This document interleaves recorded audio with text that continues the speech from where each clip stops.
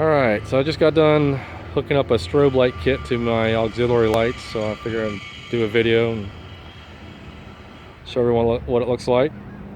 So there's all on.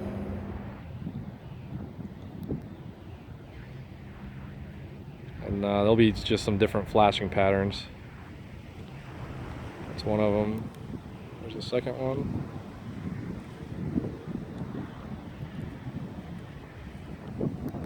And the third. And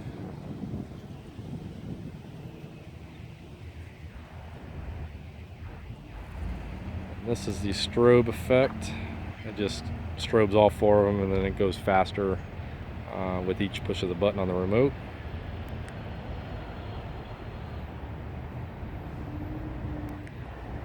And that's the fastest speed. Then we have the fade in and out, also known as pulse.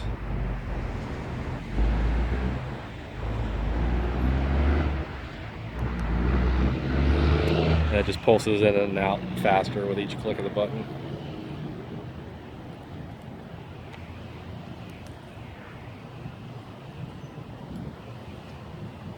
And then all on, or all off, on off.